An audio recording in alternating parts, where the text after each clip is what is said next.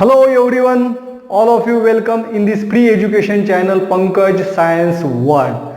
Today we are going to start a new chapter, that is measurements of matter.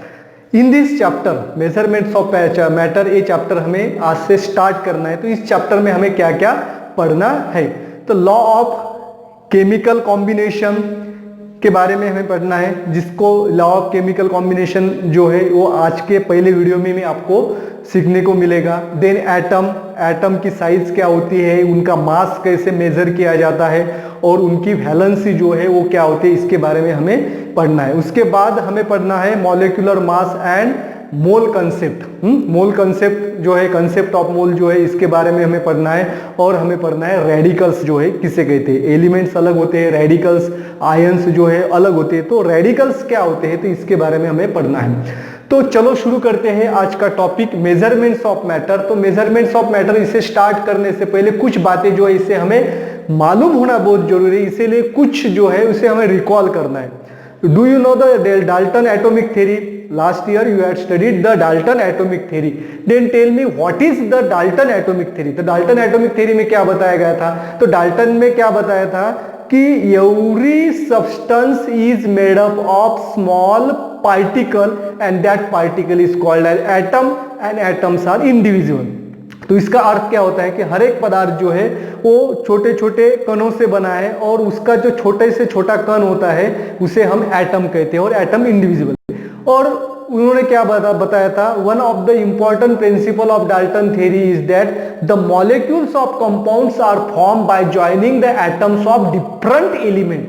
यानी कि अलग अलग elements के एटम जो है उसको ज्वाइन करके मॉलिक्यूल्स जो है वो तैयार होते हैं। आगे समझ में। तो दूसरा क्वेश्चन है, how are compounds form? Compounds कैसे तैयार होते हैं? Do you know the compounds? Compounds are form from the elements. जो भी एलिमेंट्स है उस एलिमेंट से कंपाउंड तैयार होते हैं। व्हेन टू और more elements chemically combine with each other in a fix proportion then compounds are form. तो कंपाउंड्स कब कैसे तैयार होते हैं? व्हेन टू और मोर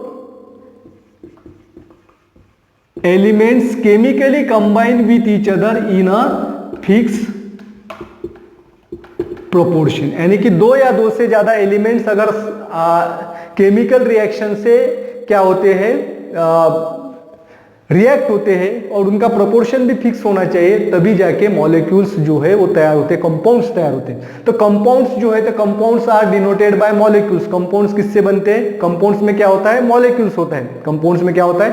मॉलिक्यूल। जैसे एलिमेंट्स जो है वो एटम से बनते हैं और कंपाउंड जो है वो मॉलिक्यूल से बनते हैं। और molecule of compound it is made up of two और मोर एलिमेंट्स। तो कंपाउंड के मॉलिक्यूल में एक से ज्यादा तो एलिमेंट होते हैं। तो ये एग्जांपल से आपको मैं समझाता हूं, अब तक आपको समझ में नहीं आएगा। तो क्वेश्चन है, what are the molecular formulae? I am going to write the molecular formulae of some compound. Salt तो अलग अलग तरह के होते हैं। तो मैं एक एग्जाम्पल लेता हूं, कॉमन सॉल्ट। तो कॉमन सॉल्ट जो है इसका मॉलिक्यूलर फॉर्मूला है सोडियम क्लोराइड। तो molecular formulae of sodium chloride is NaCl। तो इसमें जो है एक सोडियम का एलिमेंट और दूसरा क्लोरीन का एलिमेंट, सोडियम और क्लोरीन दोनों एलिमेंट्स से क्या बना है? मॉलिक्यूल बना है सॉल्ट का। Then slack lime,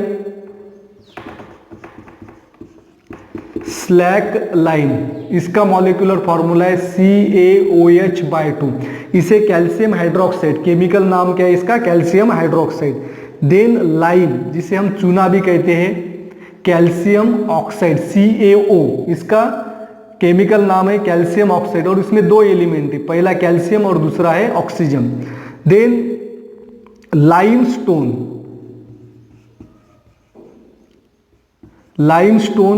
CaCO3।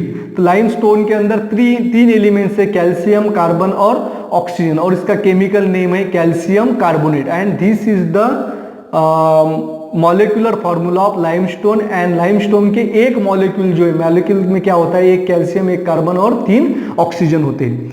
Then water का फॉर्मूला सबको पता है, H2O। इसमें दो एलिमेंट्स है, हाइड्रोजन और ऑक्सीजन। तो आ गया समझ में। Now we have to study about the law of chemical combination. तो लॉ ऑफ केमिकल कॉम्बिनेशन क्या होता है? How the elements are combined with each other. The elements are combined with each other due to the chemical reactions. तो हमें पढ़ना है law of chemical combination. तो what is the law of chemical combination? कुछ activity से हम समझेंगे। The composition of substance changes in a chemical change during chemical change. जब केमिकल रिएक्शन होती है तो उसके अंदर जो भी सब्सटेंस है उनका कंपोजिशन चेंज होता है, लेकिन जो ओरिजिनल मैटर जो है वो वैसे की वैसे ही उसके अंदर रहता है। And this had been studied by the different scientist in 18 and 19 century. तो 18-19 सेंचुरी में साइंटिस्ट ने अलग अलग तरह के एक्सपेरिमेंट्स किए और उस एक्सपेरिमेंट से हमें पता चला कि केमिकल चेंज जब होता है तो उसमें कंपोजिशन चेंज होता है, मैटर चेंज नहीं होता है। ये उनको ख्याल में आया। तो व्हाइल डूइंग दिस, जब उन्होंने ये अलग अलग एक्सपेरिमेंट किए तो they can measure accurately the mass of the matter and which are taking part in the chemical reactions and matter form in the chemical reactions, and from this they use the law of chemical combination, and from this they discovered the law of chemical combination। तो इससे इन्होंने law of chemical combination discover किया। कैसे किया? कि जो भी reaction होती है तो रिएक्शन के अंदर, फॉर एग्जांपल एक रिएक्शन में यहाँ पे लिखता हूं सोडियम हाइड्रोक्साइड और HCl यानी कि हाइड्रोक्लोरिक एसिड, इनके बीच में जब रिएक्शन होती है तो HCl और H2O यहाँ पे तैयार होता है। तो बड़ा यहाँ पे सोडियम हाइड्रोक्साइड जो है इसका कंपोजिशन चेंज हुआ है, सोडियम क्लोराइड नया पदार्थ तैयार हुआ है। और उन्होंने इन केमिकल रिएक्शन में क्या किया है कि जो भी पदार्थ केमिकल रिएक्शन में भाग लेते हैं उन्हें कहते हैं रिएक्टेंट, और जो भी नए पदार्थ तैयार होते हैं केमिकल रिएक्शन के अंदर उन्हें कहते हैं प्रोडक्ट। तो scientist measure the mass of reactant and mass of product. जो केमिकल रिएक्शन में भाग लेते हैं सब्सटेंस, उनका उन्होंने क्या किया है, मेजरमेंट किया एक्यूरेटली, और जो नए पदार्थ तैयार होता है उनका मास भी उन्होंने एक्यूरेटली मेजर किया है। And from that they discover the law of chemical combination, और उससे उन्होंने लॉ ऑफ केमिकल कॉम्बिनेशन की डिस्कवरी की है। And from that they also write the molecular formulae of various compound by using the Dalton's atomic theory and the law of chemical combination। तो law of chemical combination और Dalton atomic theory इन दोनों की उन्हें मदद हुई किसके लिए? जो कंपाउंड्स होते हैं उनके फार्मूले लिखने के लिए। तो कुछ एक्टिविटी है, वो एक्टिविटी से हम लॉ ऑफ केमिकल कॉम्बिनेशन को क्या करेंगे, समझेंगे। तो पहली एक्टिविटी जो है मैं यहाँ पे लिखने जा रहा हूं, एक्टिविटी फर्स्ट। तो इस एक्टिविटी में, ये तो लेबोरेटरी में परफॉर्म करने वाली एक्टिविटी, लेकिन थ्योरेटिकली भी आपको मैं अच्छी तरह से समझा दूंगा। तो हमें लेना है यहाँ पे दो सब्सटेंसेस लेने हैं, कैल्शियम ऑक्साइड एंड वाटर, जिसका फॉर्मूला है H2O। तो कैल्शियम ऑक्साइड लेना है एक कोनिकल फ्लास्क के अंदर, जो है कोनिकल फ्लास्क आपने देखा होगा, इस कोनिकल फ्लास्क के अंदर हमें कैल्शियम ऑक्साइड लेना है। और कैल्शियम ऑक्साइड जो है, जिसे हम लाइम भी कहते हैं, तो इसका मास जो है वो हमें मेजर करके लेना है 56 ग्राम। कितना लेना है? 56 ग्राम। और वाटर जो है इसको भी हमें मेजर करना है, और एक्यूरेटली हमें वाटर लेना है 18 ग्राम। 18 ग्राम वाटर और 56 ग्राम कोनिकल फ्लास्क में कैल्शियम ऑक्साइड लिया, और उसके अंदर क्या करना है, 18 ग्राम जो वाटर लिया है वो वाटर उस कोनिकल फ्लास्क के अंदर डालना है। कैल्शियम के अंदर, इसके अंदर क्या डालना है, वाटर, और इसमें calcium oxide. Then what happens, तो कैल्शियम ऑक्साइड के अंदर जैसे ही हम वाटर डालेंगे तो उसके अंदर केमिकल रिएक्शंस होगी और नया पदार्थ यहाँ पे तैयार होगा, that is called as calcium hydroxide.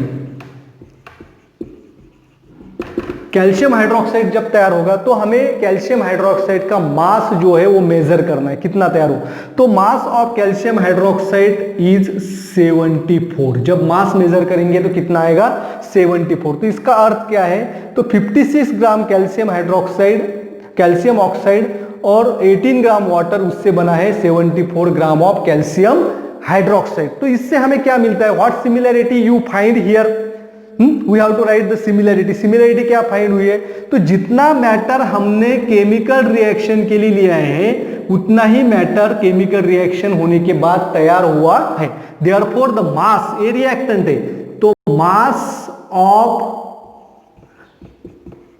Reactant is equal to mass of product. तो मास ऑफ रिएक्टेंट, जितना रिएक्टेंट का मास है उतना ही मास कितना है, प्रोडक्ट का है। आ गया समझ में। अब दूसरी एक्टिविटी जो है वो यहां पे परफॉर्म करना है, एक्टिविटी नंबर सेकंड। तो एक्टिविटी सेकंड जो है यहाँ पे आपको एक फिगर दिख रही है, डायग्राम पिक्चर दिख रहा है, उस पिक्चर से हम इस एक्टिविटी को समझेंगे। एक कोनिकल फ्लास्क है, कोनिकल फ्लास्क के अंदर हमें लेना है कैल्शियम क्लोराइड। क्या लेना है, कैल्शियम क्लोराइड लेना है। और एक टेस्ट ट्यूब है, टेस्ट ट्यूब के अंदर हमें लेना है सोडियम सल्फेट। आ गया समझ में। टेस्ट ट्यूब के अंदर लेना है हमें सोडियम सल्फेट और इसके अंदर लेना है कैल्शियम क्लोराइड। इसका नाम है कैल्शियम क्लोराइड, नाम भी आपको डायग्राम में दिखाई देते होंगे। तो इसका नाम है sodium sulphate.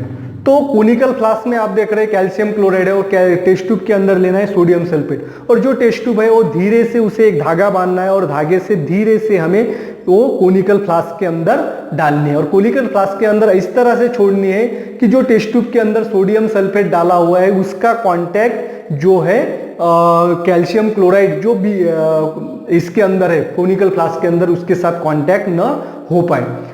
Then we have to wait, उसका वेट करना है। तो वेट आपको दिख रहा है 300.23 ग्राम। इन दोनों का कंबाइंड वेट जो है वो है इतना है। Then we have to tilt the conical flask. Conical flask को हमें टिल्ट करना है, उल्टा करना है। वी हैव टू, कैसे टिल्ट करना है, उल्टा करना है कि जो टेस्ट ट्यूब के अंदर सोडियम सल्फेट केमिकल है उसका कांटेक्ट जो है वो कैल्शियम क्लोराइड के साथ हो जाए, यानी कि सोडियम सल्फेट और कैल्शियम क्लोराइड दोनों मिक्स हो जाएंगे। When they mix with each other the chemical reaction takes place, उनके बीच में केमिकल रिएक्शन होगी और यहाँ पे precipitate of calcium sulphate is form in the solution of sodium chloride. और सोडियम क्लोराइड के सॉल्यूशन में कैल्शियम सल्फेट जो है उसका प्रेसिपिटेट यहाँ पे तैयार होता है। आगे समझ में। तो उस प्रेसिपिटेट जो तैयार होगा, तो उस प्रेसिपिटेट तैयार होने के बाद उस कोनिकल फ्लास्क और जो टेस्ट ट्यूब है उसके साथ उनका वेट करना है। तो फाइनल वेट जो है वो कैल्शियम सल्फेट और सोडियम क्लोराइड इनका वेट आएगा 323 ग्राम। आ गया समझ में। वेट करने से पहले यानी कि टिल्ट करने के पहले बॉटल को हमें कॉर्क भी लगाना है जिसकी वजह से वो सॉल्यूशन नीचे ना गिरे। तो यहां पे भी हमें क्या मिलता है, तो mass of reactant is equal to mass of product. Reactant का जितना मास है उतना ही मास किसका आया है, प्रोडक्ट का आया है। फ्रॉम दिस, अब यहां से इस एक्टिविटी में हमें क्या पता चलता है, in this activity we can know that the mass of original matter, original matter कौन सा है, ये है the mass of original matter and the mass of matter form is same। यानी कि ओरिजिनल मैटर जो है और नया मैटर जो तैयार है उन दोनों का मास क्या है, सेम है, due to the chemical reaction. Chemical reaction होने के बाद भी दोनों का मास क्या है, यहाँ पे सेम है। And this thing it has been studied by the scientist in 1785। The scientist name is Anthony Lavoisier. The Anthony Lavoisier, he performs the various chemical reaction in the laboratory and from that he make a conclusion। उन्होंने अलग ऐसे इस तरह से अलग अलग chemical reaction की और उन्होंने रिएक्टेंट और प्रोडक्ट दोनों का मास मेजर किया। तो he found that there is no rise or drop in the weight of the matter during the chemical reaction। जब भी केमिकल रिएक्शन होती है तो केमिकल रिएक्शन में जो मैटर होता है वो मैटर के अंदर कोई भी चेंज नहीं होता है, यानी कि मैटर का जो है वेट बढ़ता भी नहीं और वेट कम भी होता नहीं है। And from this the Antoine Lavoisier gives the law of conservation of matter. उन्होंने कौन सा लॉ दिया? Law of conservation of matter. तो कंजर्वेशन ऑफ मैटर क्या है? Law of conservation of energy आपने पढ़ा है, energy neither be created nor be destroyed, it can be transform from one form to another form, total energy remains the constant. तो यहाँ पे भी क्या है? Matter neither change, matter change हुआ है क्या? जितना मैटर यहाँ पे है उतना ही मैटर जो है प्रोडक्ट के अंदर भी है। Matter neither change not get destroyed, it neither increase not decrease, matter बढ़ा भी नहीं, मैटर कम भी नहीं हुआ है, वो डिस्ट्रॉय भी नहीं हुआ है, और मैटर क्या है यहाँ पे कांस्टेंट रहा है। Therefore there is the conservation of matter, matter क्या हुआ है? कंजर्व हुआ है, and this gives the law of conservation of matter. तो law of conservation of matter क्या कहता है? In the chemical reaction the total weight of the reactant is same as the total weight of the product formed due to chemical reaction, and this is called as law of conservation of matter। आ गया समझ में? Chemical reaction के अंदर जो भी chemical reaction होती है तो रिएक्टेंट का जितना मास होता है उतना ही मास किसका होता है?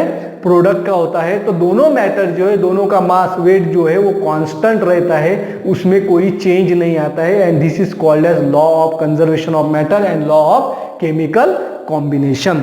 आशा करता हूं आपको ये दोनों अच्छी तरह से समझ में आए होंगे। Thanks for watching complete video. Don't forget to subscribe my